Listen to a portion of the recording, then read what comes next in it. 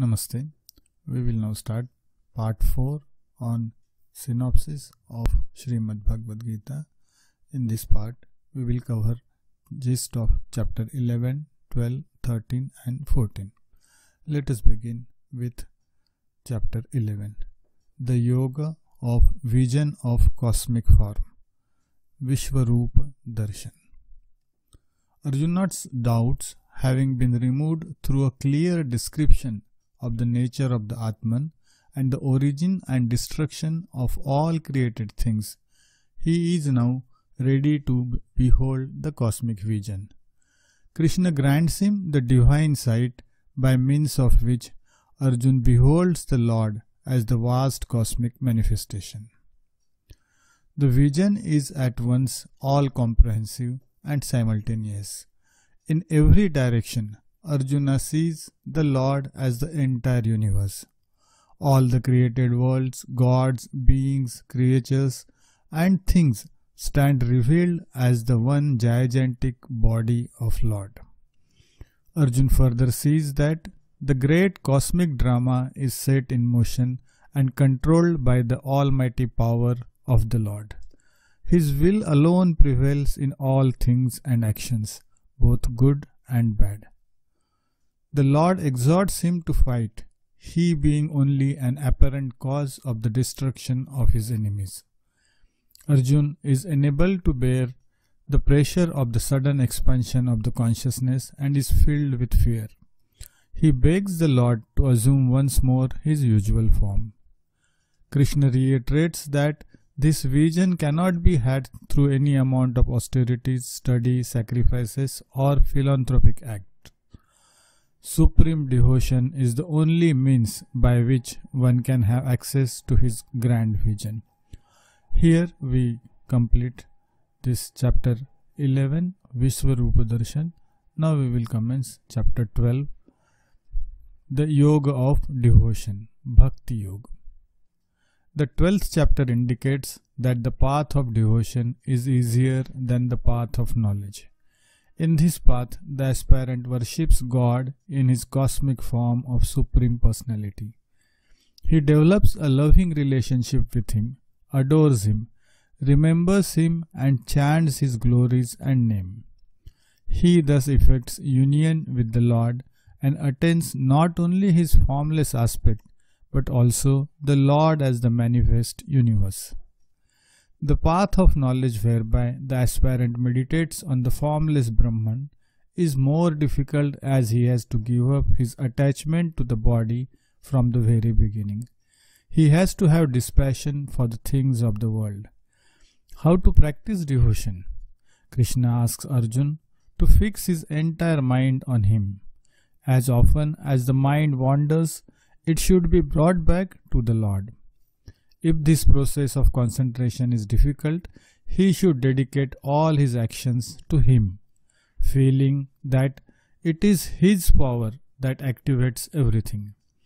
If this also is beyond his ability, he should offer all his actions to the Lord, abandoning the desire for their fruits.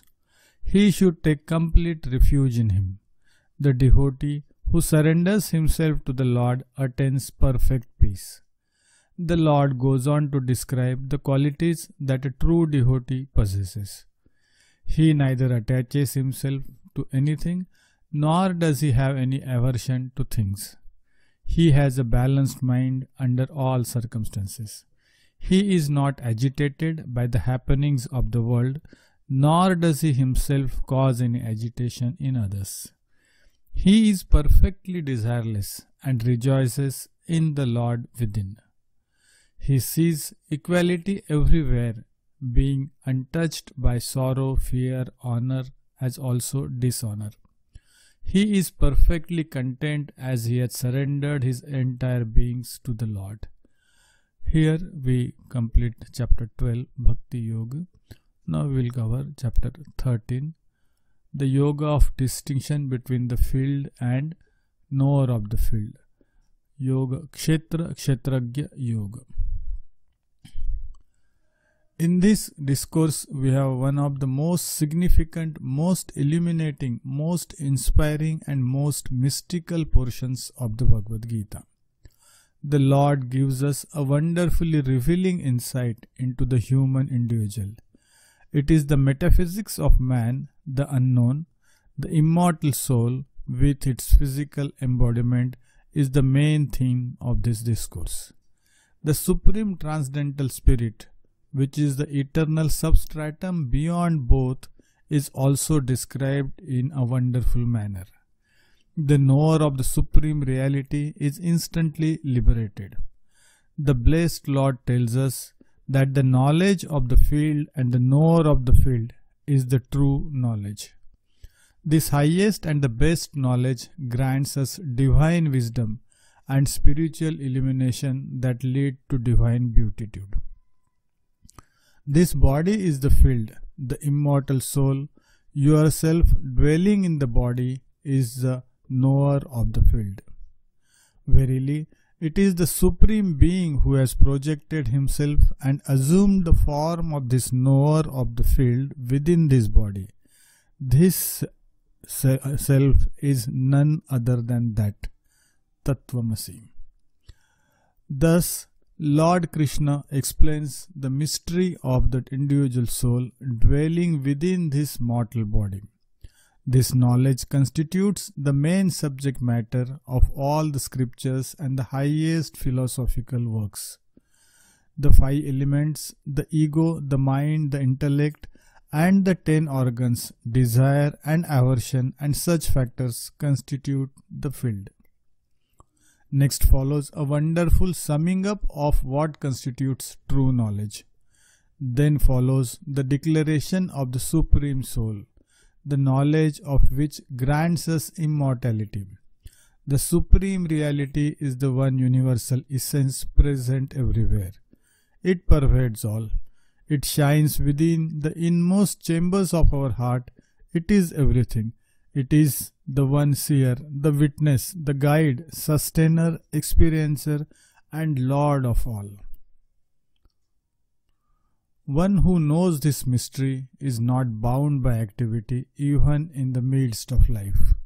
When we perceive this Supreme Presence dwelling in all beings, we cannot injure anyone. Krishna asks us to see and know the difference between the field, that is body or Prakriti, and the knower of the field, that is spirit or Purusha, and thus reach the self. This is the teaching and the message of this illuminating discourse.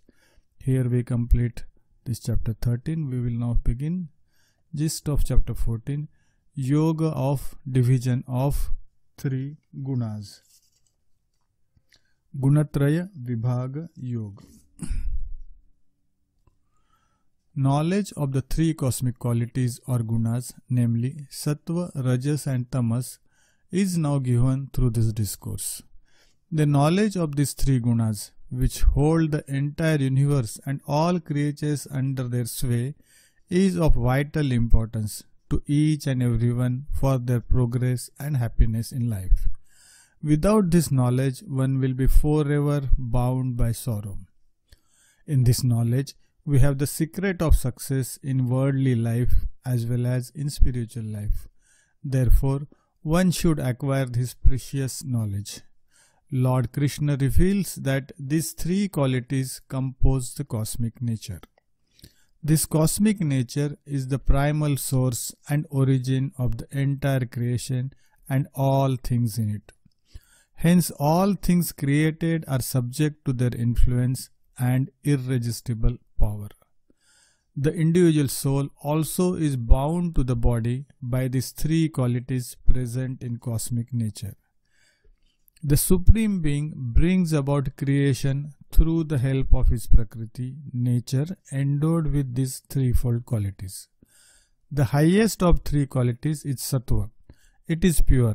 It brings about happiness, wisdom and also illumination. Second quality of Rajas gives rise to passion manifested by intense attachment and greed. It causes sorrow and suffering. The third term, Tamas, is the worst of all. It arises due to ignorance and results in darkness, lethargy and delusion. Krishna asks us to diligently endeavor to cast out tamas from our nature. We should control and master rajas by holding it in check, wisely divert its power towards good kinds of activities. Sattva should be carefully cultivated, developed and conserved in order to enable us to attain immortality.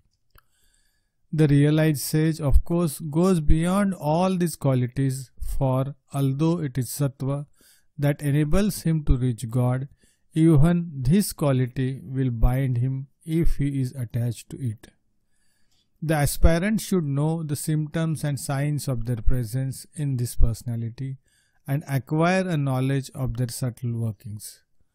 Then only can he maintain an unhampered and smooth progress in all activities of his life, both secular as well as spiritual. Lord Krishna teaches us this important subject in this discourse from the 9th to the 18th verse.